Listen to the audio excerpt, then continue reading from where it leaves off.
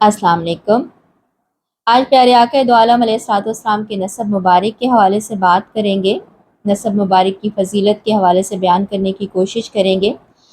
हज़रत कतादा रिवायत करते हैं कि हमें बताया गया कि रसूलुल्लाह सल्लल्लाहु अलैहि वसल्लम ने फरमाया, जब अल्लाह ताला किसी नबी को मबूस फरमाने का इरादा करता है तो वो ज़मीन में से बेहतरीन कबीले को चुन लेता है, फिर उनके बेहतरीन फ़र्द को नबी बनाकर मबूस फरमाता है।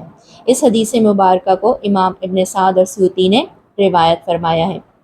हज़रत अब्दुल्ला बिन उबैद बिन उमैर से रिवायत है कि रसूल अकरम सल्लल्लाहु अलैहि वसल्लम ने फरमाया, अल्लाह ताला ने फजीलत के एतबार से अपनी मखलूक़ात में से अरब को चुना और अरब में से कबीलाए किनाना को चुना और किनाना में से कबीलाए कुरैश को चुना और कुरैश में से बनु हाशिम को चुना और बनु हाशिम में से मुझे मुंतखब फरमाया।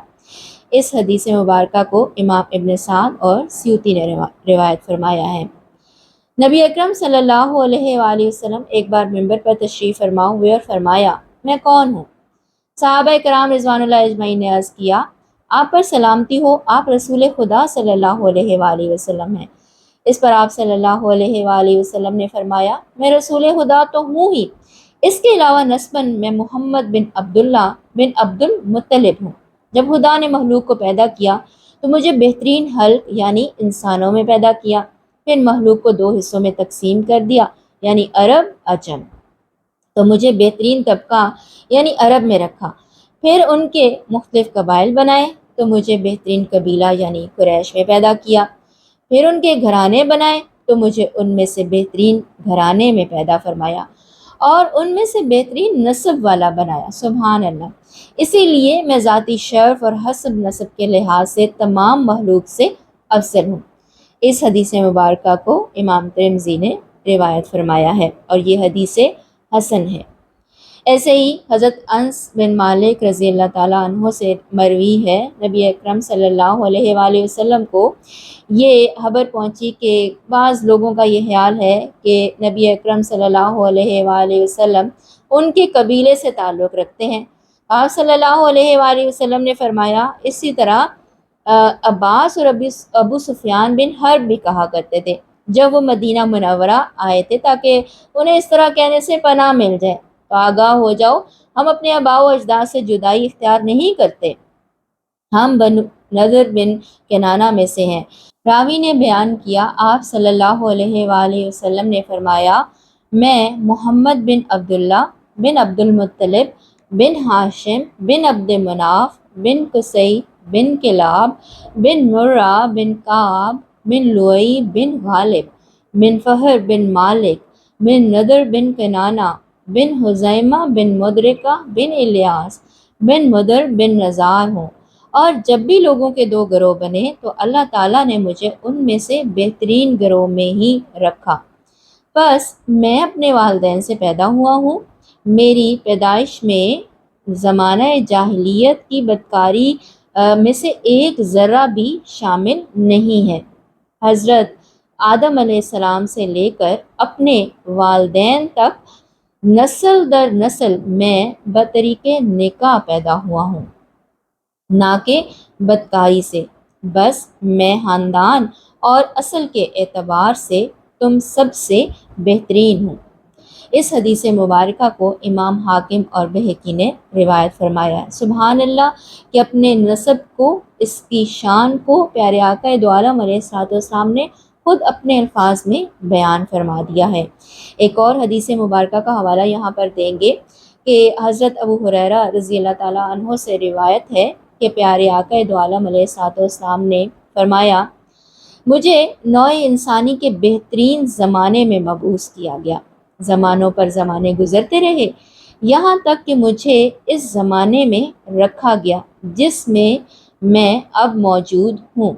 इस हदीस मुबारक को इमाम बुखारी ने रिवायत फरमाया है कि बेहतरीन हसब नसब के साथ आपको बेहतरीन ज़माने में अल्लाह ने खुद मबूस फरमाया।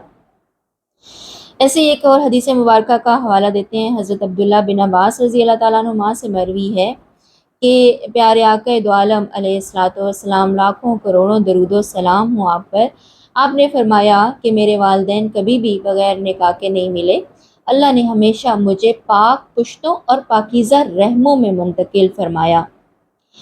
جب بھی لوگوں کے دو گروہ ہوئے تو مجھے ان دو گروہوں میں سے بہترین گروہ میں رکھا گیا۔ اس حدیث مبارکہ کو امام ابو نعیم نے روایت فرمایا ہے۔ سبحان اللہ کہ ہر حدیث مبارکہ آپ کی حسب نسب کی شان، فضیلت اور مرتبے کو بیان کر رہی ہے۔ حضرت عبداللہ بن عباس رضی اللہ تعالیٰ عنہ سے روایت ہے کہ بے شک مخلوقات کی پیدائش سے 2000 سال قبل اللہ کے سامنے ایک نور تھا، اور یہ نور اللہ کی تسبیح بیان کیا کرتا تھا۔ سبحان اللہ، اور فرشتے بھی اس کی تسبیح جیسی تسبیح بیان کرتے تھے۔ سبحان اللہ، سبحان اللہ۔ جب اللہ تعالیٰ نے آدم علیہ السلام کو پیدا فرمایا تو اس نور کو ان کی پشت میں منتقل کر دیا۔ رسول اکرم صلی اللہ علیہ وآلہ وسلم نے فرمایا، پھر اللہ تعالیٰ نے حضرت آدم علیہ السلام کی پشت میں مجھے زمین پر اتار دیا، اور مجھے حضرت نوح علیہ السلام کی پشت میں ڈالا گیا۔ پھر اس کے بعد اللہ تعالیٰ نے ہمیشہ مجھے مکرم پشتوں سے پاکیزہ رحموں میں منتقل کیا، یہاں تک کہ مجھے اپنے والدین سے پیدا فرمایا۔ وہ دونوں بدکاری پر کبھی بھی نہیں ملے۔ اس حدیث مبارکہ کو امام ابو سعد نے روایت فرمایا ہے، اور امام سیوطی نے بھی اس کو روایت فرمایا ہے۔ پیارے آقا دو عالم علیہ الصلوۃ والسلام کے حسب نسب اور شان کے حوالے سے حضرت عائشہ رضی اللہ تعالیٰ عنہا فرماتی ہیں کہ نبی اکرم صلی اللہ علیہ وآلہ وسلم نے فرمایا، میرے پاس جبرائیل امی تشریف لائے اور کہا کہ میں نے زمین اور آسمان کے تمام مشارق اور مغارب روند ڈالے، میں نے محمد صلی اللہ علیہ وآلہ وسلم سے بڑھ کر کسی مرد کو افضل نہیں پایا، اور کسی باپ کے بیٹوں کو بنی ہاشم سے افضل نہیں دیکھا۔ دلائل النبوت میں اس کو روایت کیا گیا ہے۔ پیارے آقا دو عالم علیہ الصلوۃ والسلام کے حسب نسب کے حوالے سے ان تمام حدیث مبارکہ سے ایک محبت کا احساس دل میں بیدار ہوتا ہے کہ کیسے اللہ نے اپنے حبیب کو صلی اللہ علیہ وآلہ وسلم کو جب پیدا فرمایا تو کیسی شان سے نوازا، ان کے حسب نسب کو بھی بہترین اور عالی مرتبت رکھا، ایسا حسب نسب جو دوسرے کسی بھی کو عطا نہیں فرمایا۔ تمام نبی اپنے زمانوں میں جب مبعوث ہوئے تو ان کو بہترین ہی خاندانوں اور قبیلوں میں پیدا فرمایا گیا، جیسے کہ حدیث مبارکہ میں بھی اس کا حوالہ دیا گیا ہے۔ پیارے آقا دو عالم علیہ الصلوۃ والسلام نے خود اپنے حسب نسب کی شان اور فضیلت اور بلندی کا ان روایات میں حوالہ دیا ہے۔ ہم اس بات پر فخر کریں کہ ہم آپ کی امت میں موجود ہیں۔